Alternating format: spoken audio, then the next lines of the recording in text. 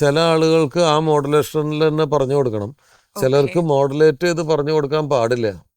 ചില ആർട്ടിസ്റ്റുകൾക്ക് മോഡുലേറ്റ്, ഇപ്പോൾ മമ്മൂക്കൊന്നും മോഡുലേറ്റ് ചെയ്ത് പറയാനേ പാടില്ല, പ്ലെയിൻ ആയിട്ട് നമ്മളിങ്ങനെ വായിക്കാനേ പാടില്ല. അതെന്ന് വെച്ചാൽ ഒരു റിമൈൻഡർ മാത്രമാണ്.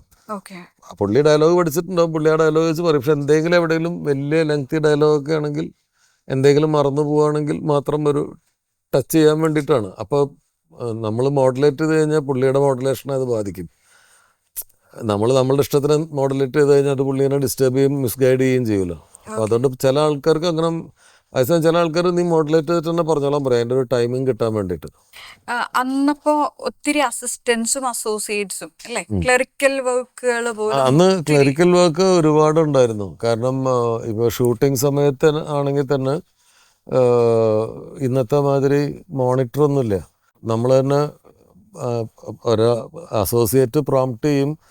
പ്രോംപ്റ്റ് ചെയ്താൽ മാത്രം പോരാ, ഈ ഷോട്ടിൽ ആർട്ടിസ്റ്റ് എന്തെങ്കിലും മാറ്റി പറഞ്ഞിട്ടുണ്ടെങ്കിൽ ആ മാറ്റി പറഞ്ഞത് വേറൊരു അസിസ്റ്റൻ്റ് ടേപ്പ് റെക്കോർഡിൽ റെക്കോർഡ് ചെയ്യും.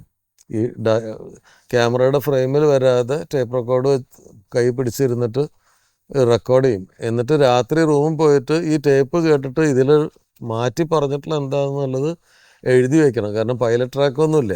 അപ്പോൾ ഡബിങ് തിയേറ്ററിൽ ചെല്ലുമ്പോൾ ലിപ് മൂവ്മെൻറ്റ് നോക്കിയിട്ട് നമുക്ക് എന്താ പറഞ്ഞതെന്ന് ചിലപ്പോൾ മനസ്സിലാവില്ല.